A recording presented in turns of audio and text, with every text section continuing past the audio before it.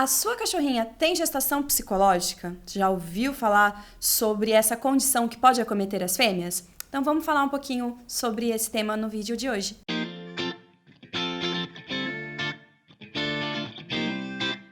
Gestação psicológica, ou também conhecida como pseudogestação, e o nome entre os médicos veterinários a gente chama de pseudociese. É uma condição que pode acometer as fêmeas, principalmente as fêmeas caninas. Na verdade, as cadelas, a gente já conversou um pouquinho sobre isso antes, elas sempre acreditam que estão gestantes, mas ela acredita? Não, na verdade, gente, as alterações hormonais que acontecem de diminuir um tipo de hormônio, aumenta o outro, é bem semelhante a quando ela está gestando.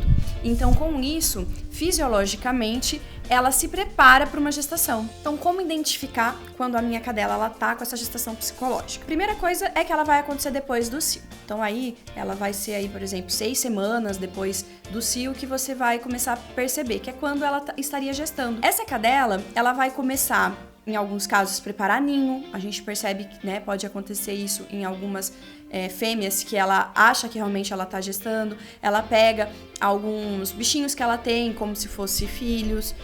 Você pode ver o aumento abdominal, ela pode começar até a comer mais. O que é o principal, que realmente você tem que prestar atenção para fazer um tratamento adequado, é quando ela produz o leite. Então as mamas delas, elas vão ficar maiores, com aumento de temperatura, e quando você aperta, você percebe que está saindo leite. Como é feito esse diagnóstico, né? Quando você leva ao médico veterinário, vai fazer, né, uma anamnese, que são aquelas perguntas que nós fazemos, e depois o exame físico para identificar essas alterações. Sempre é bom descartar se ela não está gestando realmente, porque algumas pessoas elas acabam deixando o animal solto, ou na frente de casa, ou em contato com outro macho, e não sabe se ela pode ter emprenhado. Então, nesses casos, a gente recomenda fazer ultrassom para descartar uma gravidez, realmente, uma gestação real. Quando a gente diagnostica essa gestação psicológica, algumas dicas são dadas, como, por exemplo, colocar o colar elisabetano para evitar que ela fique lambendo as mamas. Algumas pessoas, elas falam sobre tirar a água. Porque eu li na internet que tem que tirar a água, deixar 2 dias sem água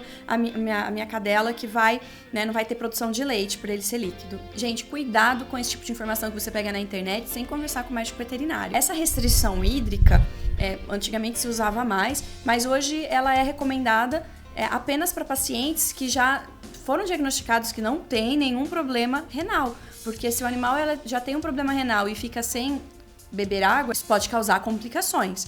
Então, o ideal é que fique à noite, mas sempre conversando com o seu médico veterinário e descartando que esse paciente ele não tem nenhum problema renal, tá? Uma das medicamentos que a gente pode utilizar é a metergolina, que o médico veterinário ele vai calcular com o peso do seu animal para indicar, principalmente se tiver com bastante produção de leite.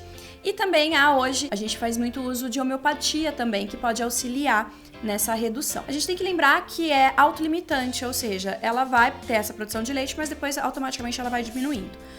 As únicas complicações que podem acontecer, que a gente tem que ficar de olho, é que se essa produção de leite for muito grande, essa cadela pode desenvolver uma infecção, uma inflamação ali naquela mama, que a gente chama de mastite, então tem que ficar de olho nessas condições. Como não deixar a minha cadela ter essa gestação psicológica sempre, a cada cio, né? Realmente o que nós indicamos é a castração, como a gente já falou em outros vídeos, que aí vai diminuir essa recorrência, porque daí ela não vai ter mais cio, então ela não vai acabar mais desenvolvendo essa alteração, ela não vai ter mais a gestação psicológica. Então essas são apenas algumas dicas. Sempre converse com o seu médico veterinário, peça a opinião dele também. Não faça qualquer coisa só porque você leu na internet. Não faça uso de hormônios, que antigamente se usava, hoje a gente não usa mais. Então cuidado com essas informações aleatórias que você recebe. Qualquer dúvida, mande pra gente no nosso Pergunte ao Vet, todas as quartas, e a gente já deixa a resposta pra você na quinta-feira. Até mais!